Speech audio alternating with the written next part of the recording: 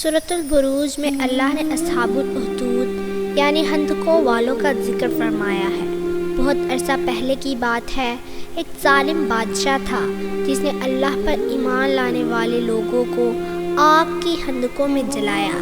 اس واقعے کو بیان کر کے ایمان والوں کو کافروں کے ظلم و ستم پر صبر کرنے اور توحید پر قائم رہنے کی تلقین کی گئی۔ یہ واقعہ حدیث کی مشہور کتاب صحیح مسلم کی ایک حدیث مبارکہ میں تفصیل سے بیان کیا گیا ہے۔ پہلے زمانے میں ایک بادشاہ تھا جس کے پاس ایک جادوگر تھا۔ جب جادوگر بوڑھا ہو گیا تو اس نے بادشاہ سے درخواست کی کہ مجھے ایک لڑکا دے دیجیے جو مجھ سے جادو سیکھ لے۔ بادشاہ نے ایک لڑکا مقرر کر دیا جو اس سے جادو سیکھنے لگا۔ اس لڑکے اور جادوگر کے گھر کے راستے میں ایک عبادت گزار عیسائی راہب رہتا تھا۔ لڑکے نے جب اس کی باتیں سنی تو اس سے متاثر ہو گیا اور اس کے پاس جا کر اللہ کے دین کا علم سیکھنے لگا۔ لڑکا اس سوچ میں تھا کہ جادوگر اور عیسائی راہب میں سے کون سچا ہے اور اسے کس کی باتیں ماننی چاہیے۔ اتفاق سے ایک دن ایسا ہوا کہ جب وہ لڑکا راہب کے پاس سے جادوگر کے پاس جانے کے لیے نکلا تو اس نے دیکھا کہ ایک بہت بڑا جانور لوگوں کے راستے میں آ کر کھڑا ہو گیا ہے، جس سے لوگوں کی آمد و رفت رک گئی ہے۔ یہ منظر دیکھ کر لڑکے نے سوچا یہ موقع اچھا ہے کہ اس بات کی تصدیق کر لی جائے کہ جادوگر کا مذہب سچا ہے یا اس عیسائی راہب کا۔ اس نے ایک پتھر اٹھایا اور اللہ سے دعا کی کہ اگر راہب کا مذہب سچا ہے تو یہ جانور مر جائے ورنہ نہ مرے۔ یہ کہہ کر اس نے پتھر مارا تو وہ جانور فوراً مر گیا۔ لوگوں نے یہ دیکھ کر لڑکے کے علم کا اعتراف کر لیا۔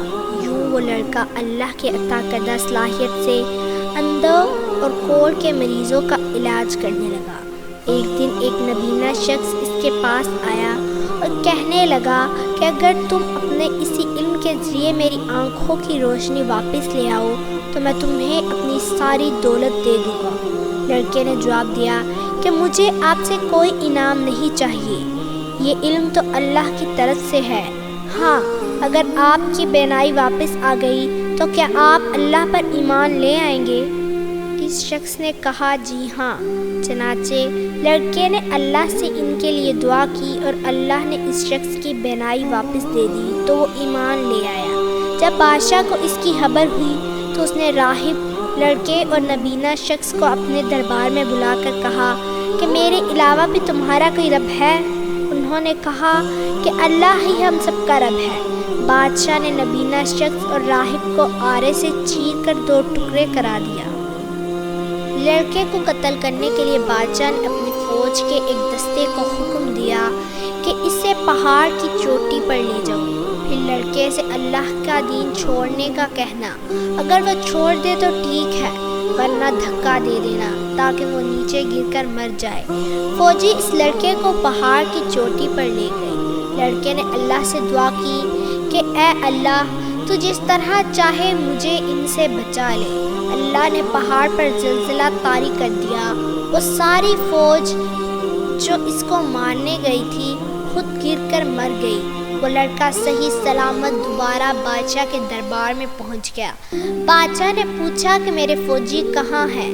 اس نے جواب دیا کہ اس سب کو میرے رب نے مار ڈالا اور مجھے بچا لیا۔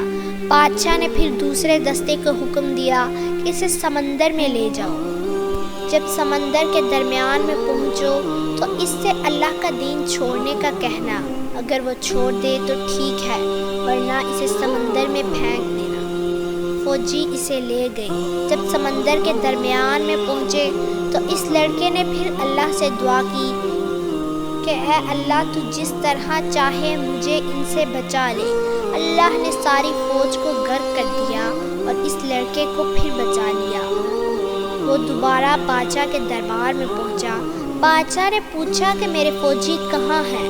لڑکے نے جواب دیا کہ ان سب کو میرے رب نے مار ڈالا اور مجھے بچا لیا۔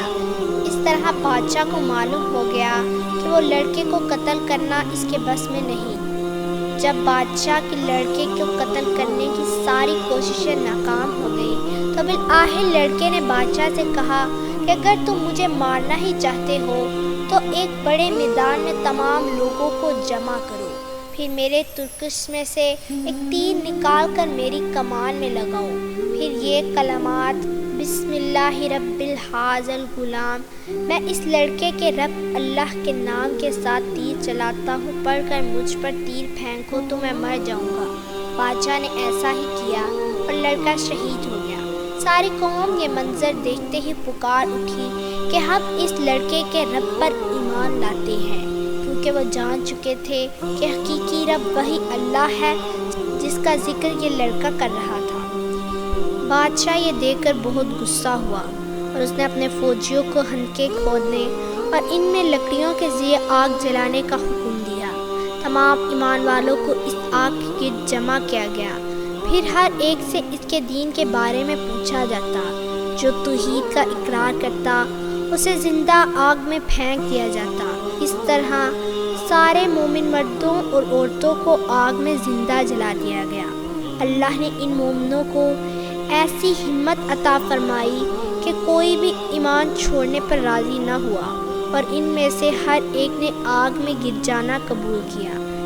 صرف ایک عورت جس کے گود میں ایک بچہ تھا، اس عورت کو آگ میں گرنے سے ذرا جھجک ہوئی تو اس کا بچہ بولا کہ امی جان صبر کیجیے، بے شک آپ حق پر ہیں، لہٰذا ان دونوں کو بھی آگ میں ڈال دیا گیا۔ ظالم بادشاہ نے ایمان لانے والوں کو اس لیے انتقام کا نشانہ بنایا کہ وہ اللہ پر ایمان لائے تھے۔